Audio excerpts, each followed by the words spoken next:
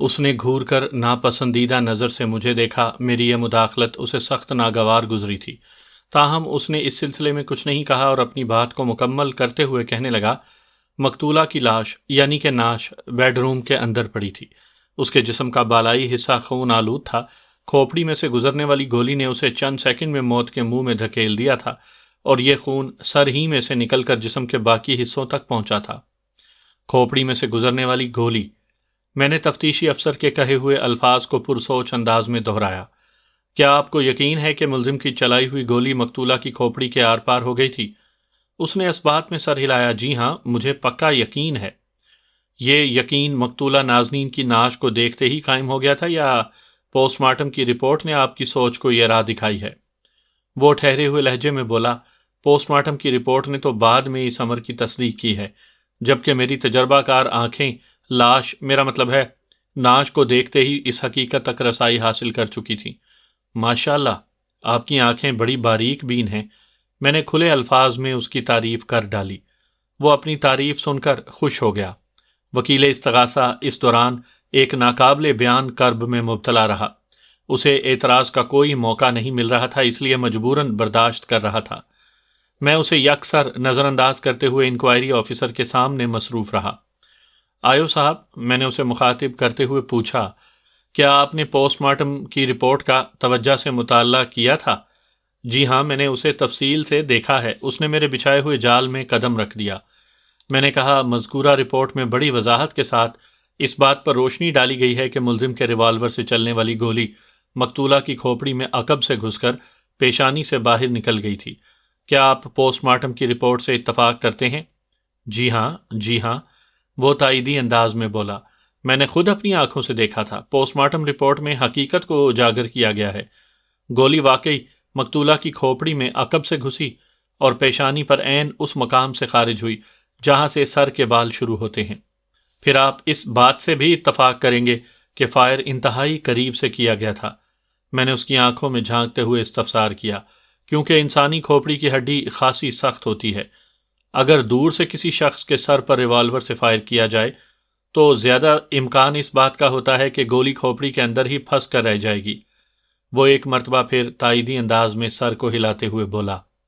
واقعات و شواہد اور پوسٹ مارٹم کی رپورٹ مجموعی طور پر یہی ظاہر کرتے ہیں کہ قاتل اور مقتولہ کے درمیان بہت ہی کم فاصلہ رہا ہوگا۔ وہ بے خبری میں رفتہ رفتہ میرے چنگل میں پھنستا چلا جا رہا تھا۔ میں نے غیر محسوس انداز میں اپنے جال کو پھیلاتے ہوئے کہا، سب انسپکٹر صاحب، آپ نے جن واقعات اور شواہد کا ذکر کیا ہے ان سے یہ بھی ثابت ہوتا ہے کہ مقتولہ نازنین پر عقب سے فائر کیا گیا تھا۔ کیا میں غلط کہہ رہا ہوں؟ وہ روانی میں بول گیا، نہیں، آپ بالکل درست کہہ رہے ہیں، لیکن استغاثہ تو اس حقیقت کی نفی کرتا ہے۔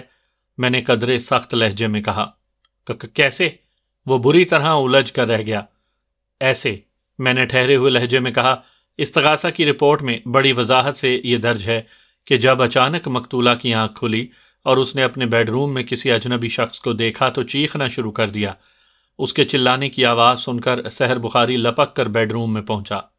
یہ وہ موقع تھا جب ملزم وہاں سے فرار ہونے کے لیے بیڈ روم سے نکل رہا تھا۔ ملزم نے اپنے ہاتھوں میں طلائی زیورات والے باکس اور رقم کی گھڑیاں اٹھا رکھی تھیں۔ ان دونوں کی باہمی مڈ بھیڑ اور ہاتھا پائی وغیرہ میں زیورات والے باکس ملزم کے ہاتھ سے نکل کر ادھر ادھر بکھر گئے۔ سحر بخاری ہر شے کی پرواہ کیے بغیر ملزم پر جھپٹ پڑا، لیکن ملزم اس کے ہاتھ نہ آیا، اور اسی لمحے ملزم نے پلٹ کر سحر بخاری پر فائر کر دیا۔ سحر بخاری اس لپک جھپٹ میں زمین بوس ہو چکا تھا، لہٰذا گولی اسے شکار کرنے کے بجائے اسی سیدھ میں بیڈ روم کے اندر پہنچی اور مقتولہ نازنین کی زندگی کا چراغ گل کر دیا۔ میں سانس لینے کے لیے تھوڑا متوقف ہوا، پھر سلسلہ تنقید اور جرح کو آگے بڑھاتے ہوئے کہا، یہ تمام تر سیٹ اپ ظاہر کرتا ہے کہ مقتولہ فائر کے وقت اپنے بیڈ روم میں کھڑی تھی اور ملزم بیڈ روم سے باہر مقتولہ سے خاصے فاصلے پر موجود تھا۔ اگر ہم اس فاصلے کو تھوڑی دیر کے لیے نظر انداز کر دیں کہ چلو ٹھیک ہے کہ گولی کتنے بھی فاصلے سے چلی، بہرحال مقتولہ کی کھوپڑی کے آر پار ہو گئی، مگر ایسی صورت میں گولی مقتولہ کے جسم کے سامنے والے حصے میں لگنی چاہیے تھی۔ آپ کا کیا خیال ہے؟ اس نے فوری طور پر کوئی جواب نہیں دیا۔ بہرحال اسے اتنا احساس ضرور ہو گیا تھا کہ کوئی بڑی گڑبڑ ہو چکی ہے۔ میں نے اس کے تذبذب سے فائدہ اٹھاتے ہوئے کہا، آیو صاحب، آپ خاموش کیوں ہیں؟ ہو سکتا ہے مقتولہ کا رخ اس لمحے دوسری جانب ہو؟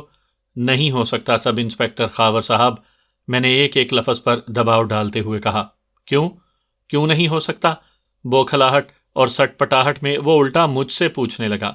اس موقع پر وکیل استغاثہ نے اس کی مدد کرنے کا فیصلہ کیا۔ میرے اور آیو کے درمیان انتہائی سنجیدہ سوالات اور جوابات کا سلسلہ چل رہا تھا۔ وہ رنگ میں بھنگ ڈالتے ہوئے بآواز بلند بولا، مجھے سخت اعتراض ہے جناب اعلیٰ، میرے فاضل دوست جرا کو طولانی بنا کر خواہ مخواہ عدالت کا قیمتی وقت برباد کرنے کی کوشش کر رہے ہیں۔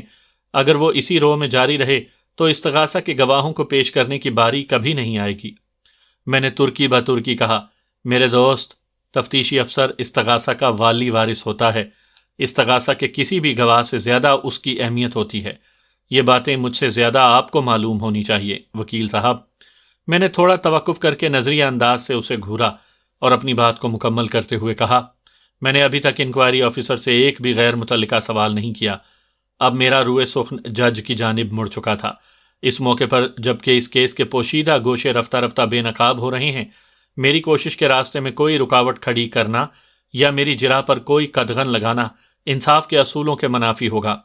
جج نے یکے بعد دیگرے وکیل استغاثہ اور انکوائری آفیسر کو دیکھا، پھر اس بات میں سر کو جنبش دیتے ہوئے مجھ سے کہا، بیگ صاحب پلیز پروسیڈ۔ میرے لیے اتنا سا اشارہ ہی کافی تھا۔ میں تفتیشی افسر کی جانب پلٹ پڑا۔ آیو صاحب، آپ نے تھوڑی دیر پہلے مجھ سے پوچھا تھا کیوں نہیں ہو سکتا۔ آپ کے اس کیوں کا جواب یہ ہے کہ استغاثہ کی رپورٹ اس امر کی نفی کرتی ہے۔ وہ چونک کر میری جانب دیکھنے لگا۔ میں نے بات کو آگے بڑھاتے ہوئے کہا، آپ ماشاءاللہ اس کیس کے تفتیشی آفیسر ہیں، ایک طرح سے آپ کا کردار مدعی جیسا ہے۔ استغاثہ کی رپورٹ آپ کی ہی تیار کردہ ہے۔ میں نے اپنی فائل میں نظر دوڑانے کے لیے لمحاتی توقف کیا، پھر مزید کہا، آپ نے معزز عدالت میں جو چالان پیش کیا ہے اس میں واضح طور پر لکھا ہوا ہے، جب ملزم نے سحر بخاری پر گولی چلائی تو مقتولہ نازنین بیڈ روم کے اندر دروازے کے پاس کھڑی یہ چھینا جھپٹی دیکھ رہی تھی۔ دیکھ رہی تھی کا صرف ایک ہی مطلب ہوتا ہے آیو صاحب، اور وہ یہ کہ اس کا رخ سحر بخاری اور ملزم کی جانب تھا۔ ایسی صورت میں نے ڈرامائی انداز میں تھوڑا توقف کیا، پھر اضافہ کرتے ہوئے کہا، ایسی صورت میں گولی مقتولہ کے جسم کے سامنے والے حصے میں لگنی چاہیے تھی، پھر وہ کس طرح گھوم کر کھوپڑی کے عقبی حصے میں جا گھسی؟ میرے اعتراضات میں اتنی جان تھی کہ عدالت میں ایک دم سناٹا چھا گیا۔ لگتا تھا وکیل استغاثہ، تفتیشی افسر سمیت وہاں موجود ہر شخص کو جیسے سانپ سونگھ گیا ہو۔ صرف دو افراد وہاں پورے تمطراق سے حاضر تھے، میں اور جج۔ جج نے تشویش بھری نگاہ سے دیوار گیر کلاک کو دیکھا۔ لا محالہ میری نظر بھی اسی سمت اٹھ گئی۔ عدالت کا مقررہ وقت ختم ہونے میں 15-20 منٹ باقی رہ گئے تھے۔ اگر تفتیشی آفیسر سے گفتگو ادھوری رہ جاتی تو سارا مزہ کنکریلا ہو جاتا۔ استغاثہ کی بعض خامیوں کو میں عدالت کے ریکارڈ پر لا چکا تھا، لہٰذا جرح کے سلسلے کو آگے بڑھاتے ہوئے کہا، آیو صاحب، آپ نے جائے وقوع پر پہنچ کر ضروری کارروائی کی اور اپنی کوشش سے آلۂ قتل کو تلاش کرنے میں کامیاب ہو گئے۔ اگرچہ استغاثہ میں اس بات کا ذکر موجود ہے، لیکن میں پھر بھی آپ کو زحمت دوں گا۔ کیا آپ بتائیں گے کہ آپ کو آلۂ قتل کہاں سے ملا؟ مقتولہ کے بنگلے کے باہر دیوار کے ساتھ ساتھ 8 فٹ چوڑا اور بنگلے کے عرض کے برابر لمبا ایک چھوٹا سا لان بنا ہوا ہے، جس میں گھاس کے علاوہ کناروں پر پھولدار پودے بھی اگائے گئے ہیں۔ وہ آلۂ قتل کی بازیابی کی تفصیل بیان کرتے ہوئے بولا، ہمیں وہیں ایک پودے کی جڑ کے پاس مذکورہ ریوالور پڑا ہوا ملا تھا۔ اس سے تو یہ ظاہر ہوتا ہے کہ فرار ہوتے وقت ملزم اسے وہاں پھینک گیا تھا۔ جی ہاں، واقعات کے پیش نظر یہی ظاہر ہوتا ہے، اس نے کہا۔ آپ نے اس ریوالور کا معائنہ بھی کرایا تھا؟ اس نے اس بات میں گردن ہلائی۔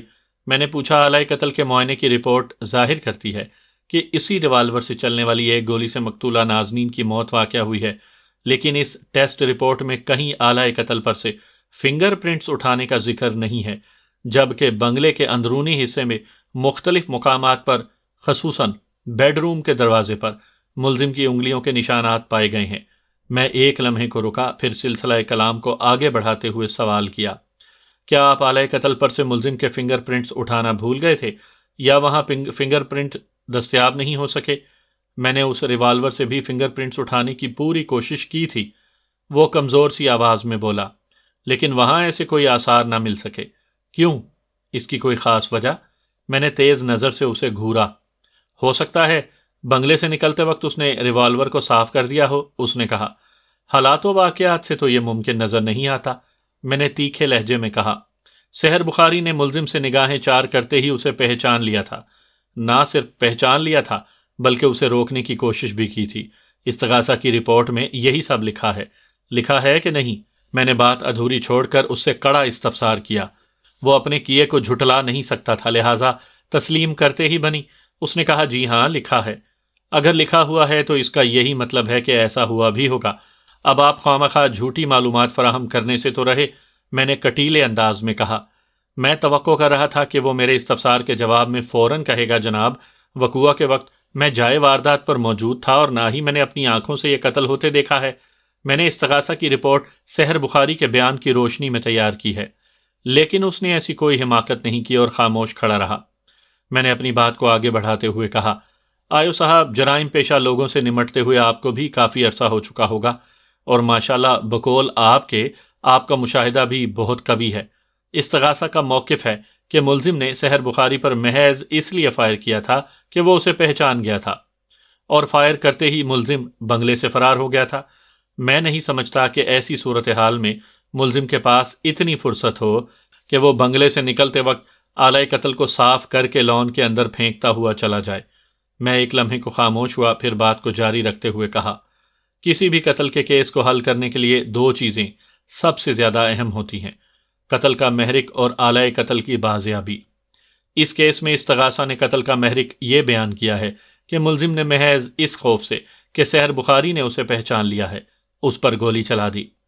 اگر اس محرک کو درست تسلیم کر بھی لیا جائے تو پھر ریوالور کی دستیابی اس سے لگا نہیں کھاتی۔ ان حالات میں تو ملزم پر لازم تھا کہ وہ آلۂ قتل کو ہر صورت اپنے ساتھ لے کر جائے اور اس کا کوئی ایسا بندوبست کر دے کہ وہ پولیس کے ہتھے نہ چڑھے۔ یہ بات ہضم ہونے والی نہیں کہ ملزم بنگلے سے فرار ہوتے وقت اپنے جرم کے سب سے بڑے سراغ یعنی آلۂ قتل کو بھی جائے وقوعہ پر پھینک کر چلا گیا۔ آپ کیا فرماتے ہیں اس مسئلے کے بارے میں؟ ان دنوں اچھا خاصا ٹھنڈا موسم تھا، لیکن میں نے دیکھا کہ میری جراح کی تپش نے انکوائری آفیسر کی پیشانی کو عرق آلود کر دیا تھا۔ وہ بے چینی سے پہلو بدلتے ہوئے ادھر ادھر دیکھنے لگا۔ خاور کی زبان سے انکار یا اقرار سننے کی مجھے ضرورت نہیں تھی۔ دراصل میں وہ تمام اہم نکات درجہ بدرجہ معزز عدالت کے علم میں لانا چاہتا تھا جو آگے چل کر میرے لیے مفید اور معاون ثابت ہوتے، اور میں نے جج کے تاثرات سے یہ اندازہ لگا لیا کہ مجھے اس کوشش میں خاطر خواہ کامیابی حاصل ہوئی تھی۔ وقت بہت کم باقی بچا تھا، لہٰذا میں نے انکوائری آفیسر کو نمٹانے کا فیصلہ کر لیا۔ آیو صاحب، آپ زیادہ پریشان نہ ہوں، میں نے اسے مخاطب کرتے ہوئے کہا، ہم آپ کی رپورٹ کے اختتامی حصے کو دیکھتے ہیں۔ وہ قدرے مطمئن ہو کر میری طرف دیکھنے لگا۔ جج اس کے چہرے کے بدلتے ہوئے تاثرات کو بڑی دلچسپی سے نوٹ کر رہا تھا۔ میں نے کہا، آپ نے کس کی نشاندہی پر ملزم کو گرفتار کیا تھا؟ ظاہر ہے سحر بخاری کی نشاندہی پر، وہ جلدی سے بولا۔ ملزم کی گرفتاری کتنے بجے عمل میں آئی تھی؟ میں نے پوچھا۔ 12 جنوری 9 بجے صبح، اس نے بتایا۔ آپ نے ملزم کو کہاں سے گرفتار کیا؟ اس کے گھر واقعہ اعظم بستی سے۔ میں نے کہا، استغاثہ کے مطابق چوری اور قتل کی یہ واردات 11 جنوری کی رات کو 11 اور 12 بجے کے درمیان پیش آئی۔ آپ لگ بھگ 2:30 بجے رات جائے وقوعہ پر پہنچ گئے، لیکن ملزم کی گرفتاری کے لیے اگلی صبح 9 بجے کا انتظار کیوں کیا گیا؟ آپ کو چاہیے تھا کہ راتوں رات ہی ملزم پر ہاتھ ڈال دیتے۔ اس کی ایک خاص وجہ تھی، وہ تھوک نگلتے ہوئے بولا۔ سحر بخاری ملزم کو ورکشاپ کے حوالے سے جانتا تھا، اور آدھی رات کے وقت وہ ورکشاپ بند پڑی تھی۔ ہم بے بس ہو کر رہ گئے۔ بہرحال ہم نے اگلی صبح سورج طلوع ہوتے ہی ورکشاپ پر ڈیرا ڈال دیا، اور جیسے ہی ایک بندے نے 8:45 بجے ورکشاپ کھولی، ہم نے اسے پکڑ لیا۔ وہ ملزم اور اس کے گھر کے پتے سے واقف تھا۔ ہم نے اسے ساتھ لیا اور سیدھے اعظم بستی پہنچ گئے۔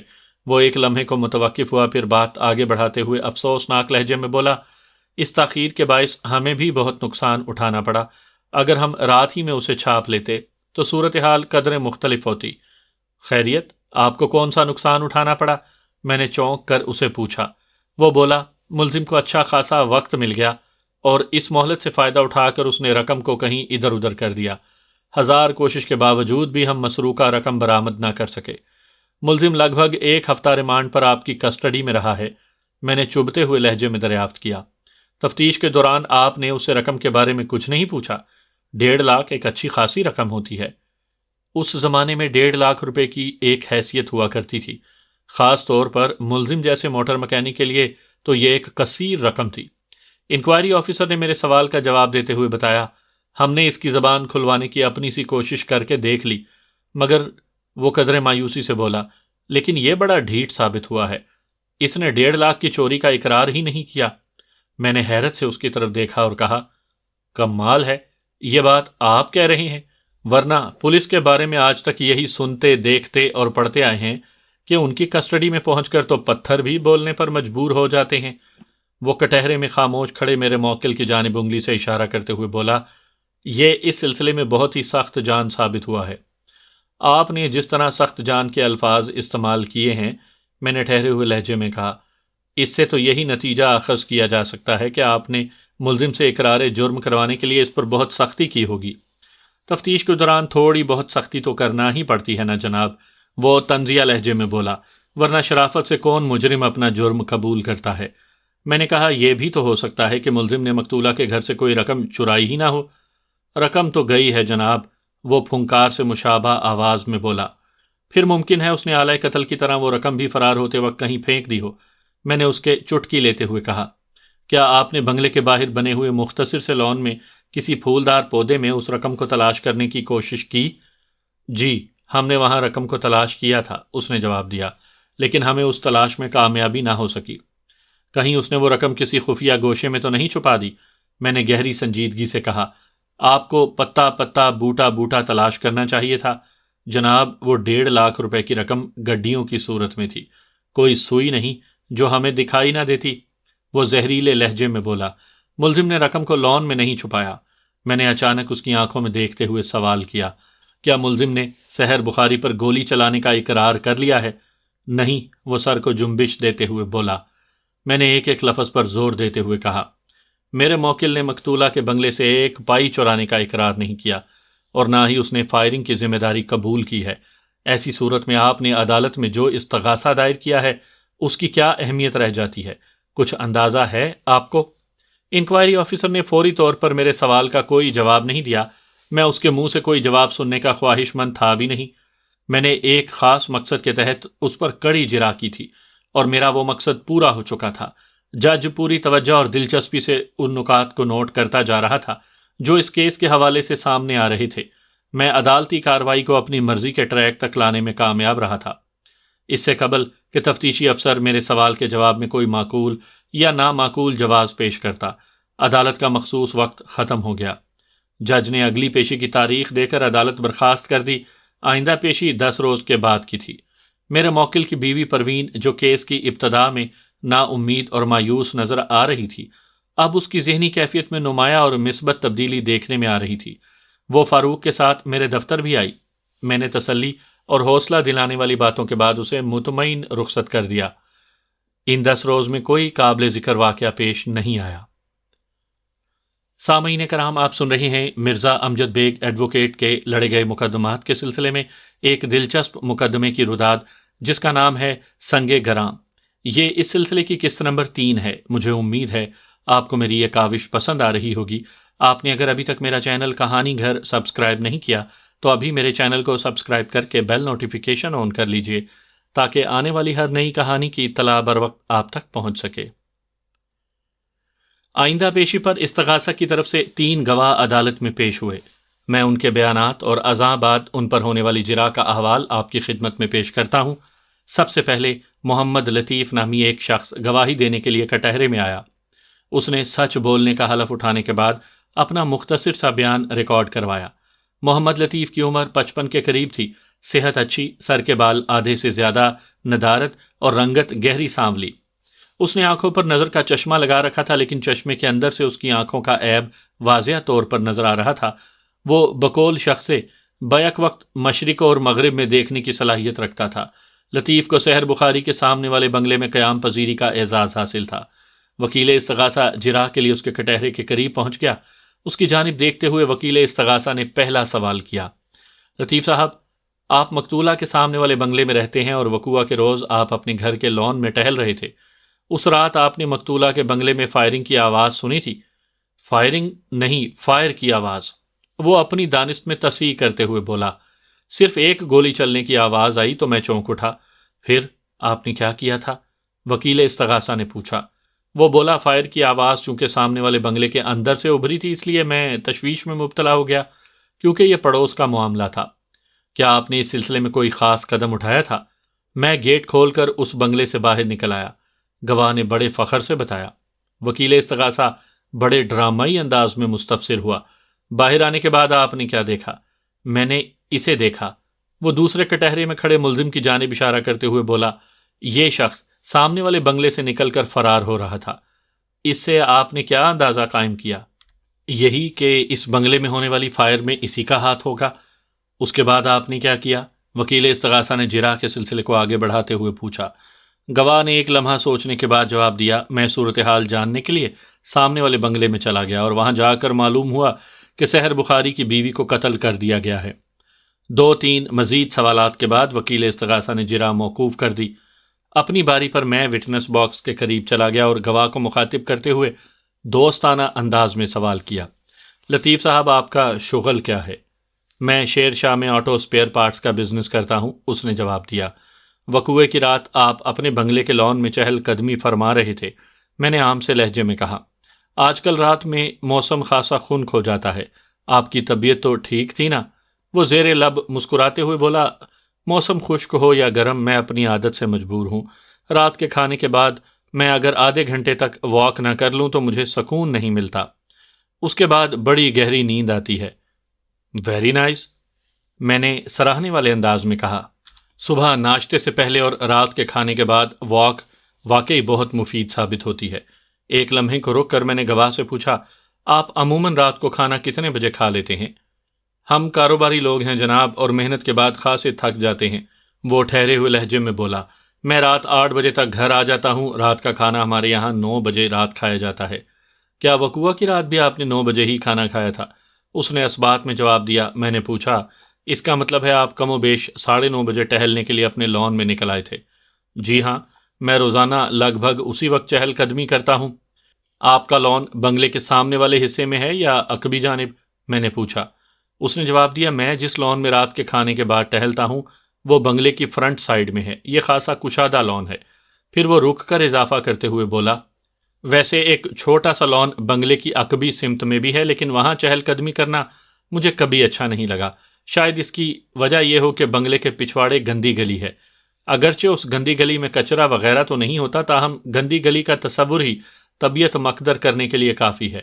اس کی طولانی وضاحت نے تھمنے کا نام لیا تو میں نے جرح کے سلسلے کو آگے بڑھاتے ہوئے کہا، لطیف صاحب ذرا سوچ کر بتائیں، جب آپ نے گولی چلنے کی آواز سنی تو اس وقت آپ اپنی چہل قدمی کے کس مرحلے میں تھے؟ وہ الجھن زدہ نظر سے مجھے تکتے ہوئے بولا، میں سمجھ نہیں سکا وکیل صاحب۔ میں سمجھاتا ہوں، میں نے بڑی رسانیت سے کہا۔ آپ عموماً 9:30 بجے رات چہل قدمی کی غرض سے اپنے لان میں نکل آتے ہیں، اور آپ کا معمول ہے کہ کم و بیش آدھے گھنٹے کی چہل قدمی کے بعد یعنی لگ بھگ 10 بجے رات آپ یہ سلسلہ موقوف کر دیتے ہیں۔ میں لمحہ بھر کو سانس لینے کی غرض سے رکا اور پھر کہا، آپ سے میرا سوال یہ ہے کہ جب آپ نے سحر بخاری کے بنگلے میں گولی چلنے کی آواز سنی اس وقت آپ نے چہل قدمی شروع کی تھی یا ختم کرنے والے تھے، یا پھر یہ سلسلہ وسط میں تھا؟ میں دراصل وقت کا تعین کرنا چاہتا ہوں۔ وہ تھوڑے تامل کے بعد بولا، میرا خیال ہے میں اس وقت چہل قدمی ختم کرنے ہی والا تھا۔ اس کا مطلب یہ ہوا کہ اس وقت کم و بیش رات 10 بجے کا وقت رہا ہوگا۔ وہ اس بات میں گردن ہلاتے ہوئے بولا، جی ہاں جی ہاں۔ اور اپنے بنگلے سے باہر آتے ہی آپ نے ملزم کو سحر بخاری کے بنگلے سے نکلتے اور فرار ہوتے دیکھا تھا؟ میں نے اس کی آنکھوں میں جھانکتے ہوئے سوال کیا۔ اس نے سر کو اثباتی جنبش دی۔ تھینک یو لطیف صاحب، میں نے کہا۔ آپ کس بات پر میرا شکریہ ادا کر رہے ہیں؟ درست معلومات فراہم کرنے پر، میں نے مبہم انداز میں کہا۔ تو کیا آپ مجھ سے کسی غلط بیانی کی توقع کر رہے تھے؟ اس نے برہمی سے پوچھا۔ میں نے سنجیدگی سے کہا، آپ وکیل استغاثہ کے سوالات کے جواب میں ایسا کر چکے ہیں۔ اس نے گھور کر میری طرف دیکھا اور قدرے سخت لہجے میں کہا، میں نے آپ کے خیال میں کیا غلط کیا ہے؟ استغاثہ کے معزز گواہ مسٹر لطیف کی غلط بیانی کی نشاندہی ضروری ہو گئی تو میں نے تیکھے لہجے میں کہا، لطیف صاحب، آپ نے وکیل استغاثہ کے جرح کے جواب میں بتایا ہے کہ سحر بخاری کے بنگلے سے ابھرنے والی فائر کی آواز سن کر آپ اپنے بنگلے سے باہر نکل آئے تھے، اور اس وقت آپ نے ملزم کو سحر بخاری والے بنگلے سے نکل کر فرار ہوتے دیکھا تھا۔ اس بیان سے تو یہ ظاہر ہوتا ہے کہ پہلے ملزم نے فائر کیا اور اس کے بعد وہ جائے وقوعہ سے فرار ہوا۔ کیا میں صحیح کہہ رہا ہوں؟ گواہ نے متذبذب نظر سے مجھے دیکھا اور حیرت بھرے لہجے میں بولا، تو کیا ایسا نہیں ہوا تھا؟ آپ کے خیال میں ملزم پہلے فرار ہوا اور بعد میں اس نے گولی چلائی ہوگی؟ جی، میرے خیال میں حقیقت یہی ہے، میں نے ٹھہرے ہوئے لہجے میں کہا۔ اس بات میں کسی شک و شبے کی گنجائش نہیں کہ آپ نے وقوعہ کی رات لگ بھگ 10 بجے ملزم کو سحر بخاری کے بنگلے سے فرار ہوتے دیکھا تھا، لیکن بعد ازاں آپ نے جو فائر کی آواز سنی اس کا میرے موکل سے کسی قسم کا کوئی تعلق نہیں۔ آپ بالکل الٹی بات کر رہے ہیں، وہ الجھ کر بولا۔ آپ کی سمجھ کا پھیر ہے لطیف صاحب، میں نے گہری سنجیدگی سے کہا۔ وہ مزید الجھ کر وکیل استغاثہ کی طرف دیکھنے لگا۔ اس کی نگاہ میں امداد کی پکار تھی۔ میں سمجھ گیا کہ گواہ کے بیان کے سلسلے میں وکیل استغاثہ نے بھی کوئی اہم کردار ادا کیا ہے۔ میں نے گواہ کو سوچنے سمجھنے کا موقع نہ دیا اور قدرے جارحانہ لہجے میں استفسار کیا، لطیف صاحب، آپ کو پتہ ہے جھوٹی گواہی پر آپ کو عدالت سے سزا بھی ہو سکتی ہے؟ وہ گھبرا گیا اور نروس سے لہجے میں بولا، میں نے کون سا جھوٹ بولا ہے؟ گولی چلنے کی آواز کو ملزم کے فرار کے ساتھ نتھی کرنا، کیا مطلب ہے آپ کا؟ وہ گڑبڑا گیا۔ مطلب بھی مجھے ہی بتانا ہوگا؟ آپ ہی بتا دیں۔ میں نے بتایا، پوسٹ مارٹم کی رپورٹ کے مطابق مقتولہ نازنین کی موت 11 اور 12 جنوری کی درمیانی شب 11 اور 12 بجے کے درمیان واقع ہوئی تھی۔ اسی رپورٹ میں بڑی وضاحت اور وثوق کے ساتھ یہ بھی لکھا ہے کہ گولی کھانے کے بعد چند سیکنڈ کے اندر ہی مقتولہ کی موت واقع ہو گئی۔ کیا آپ پوسٹ مارٹم کی رپورٹ کو چیلنج کر رہی ہیں؟ میں نے تو ایسی کوئی کوشش نہیں کی، وہ ڈھٹائی سے بولا اور امداد طلب نظر سے ایک مرتبہ پھر وکیل استغاثہ کی طرف دیکھنے لگا۔ اس سے پہلے کہ وکیل استغاثہ کسی قسم کی چیخ و پکار کے لیے پر تولتا، میں نے گواہ کو آڑے ہاتھوں لیا۔ لطیف صاحب، یا تو آپ حالات کی سنگینی سے واقف نہیں ہیں اور یا پھر آپ دانستہ ڈھٹائی پر اترے ہوئے ہیں، اس لیے آپ کے متعدد جھوٹ سامنے آ رہے ہیں۔